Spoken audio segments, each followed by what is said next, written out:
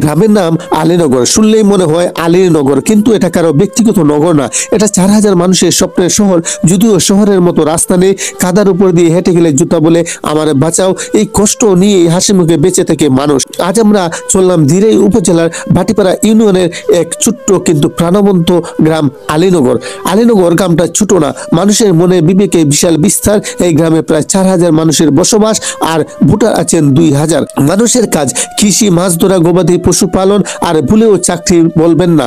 চাকরি এখানে এত দুষ্প্রাপ্য যেন সোনার হরিণ। মানুষ বলে গরু পাললে গরু মিলবে, কিন্তু চাকুরি মিলবে না। এই গ্রাম কখন হয়েছে, কে বানাইছে, সেটা কোনো রেজিস্ট্রেশন কপি কারো কাছে নেই। কিন্তু বৃদ্ধ মানুষদের জিজ্ঞেস করলে বলেন, বাবা আমরা তো জন্মাইছিলাম ধানের গুদামে, মাটির ঘরে। এই গ্রাম আমাদের দাদারও আগের। মানুষের মানে ইতিহাস অনেক পুরনো, শুধু বইয়ে লেখা হয়নি। আলীনগর হলো সেই জায়গা যেখানে প্রতিটি ঘরে ইতিহাস, প্রতিটি মানুষের মুখে গল্প। গ্রামের মানুষ এতটাই ভালো যে ঝগড়া খুললেও শেষে চা খেয়ে মিটমাট করে, কেউ কারো সমস্যায় ফেলে চলে যায় না। এটাই আলীনগরের নেটওয়ার্ক। মানুষের মুখে কষ্ট থাকলেও হাসি থাকে 24 ঘন্টাই অন। যেমন কেউ বাড়ির সামনে দিয়ে গেলে বলে, এই যাও কোথায়? যদিও উত্তর জানার পর কোনো লাভ নেই, তবুও জানতে চায়, কারণ এটাই গ্রামের সৌন্দর্য, এটাই আলীনগরের একতা। আলীনগর পুরোপুরি কৃষি নির্ভর গ্রাম। ধানই এখানে প্রধান ফসল। ধান কাটার সময় গ্রামের সব পুরুষ মানুষ যেন একটা বড় মেলা। আর বর্ষায় পানি উঠলে মৎস্য শিকারী দল নেমে পড়ে হাওরে।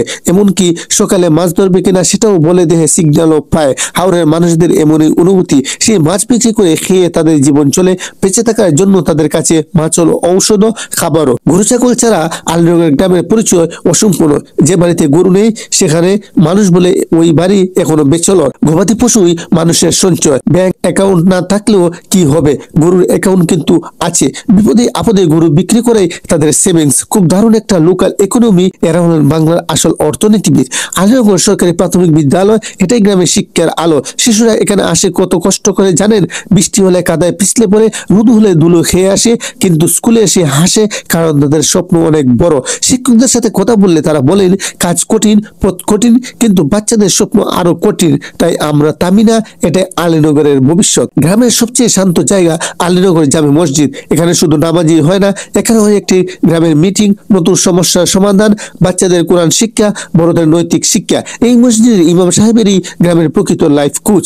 মানুষ বলেন, ইমাম সাহেবের কথা শুনলে মন ভালো হয়ে যায়, কারণ তার কথায় আছে শান্তি আর বাস্তবতার ছোঁয়া। স্বাস্থ্যের কথা বললে একটু দুঃখ লাগে। এই গ্রামে একটি কমিউনিটি ক্লিনিক নেই, একটি ফার্মেসি নেই, কিন্তু সমস্যা অনেক বেশি।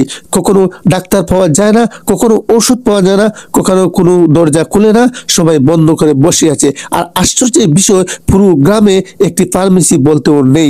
জ্বর হলে ছুটতে হয় দূরের, অনেক দূরে।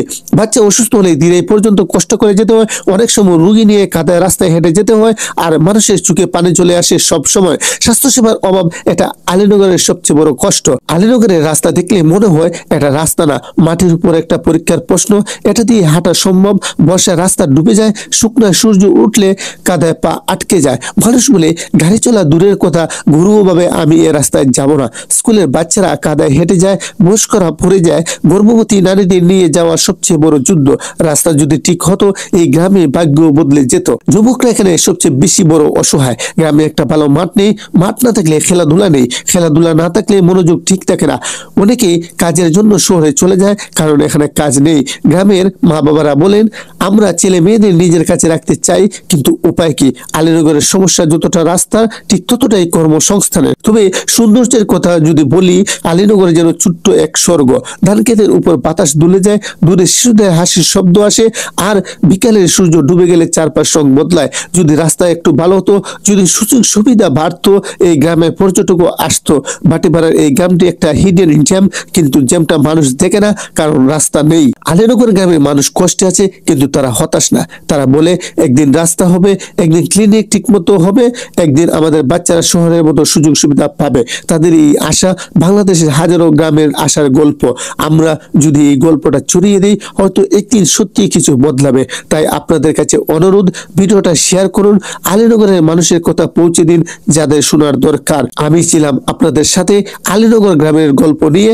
পরের গ্রামের ইতিহাস নিয়ে আবার আসবো ইনশাআল্লাহ। আল্লাহ হাফেজ।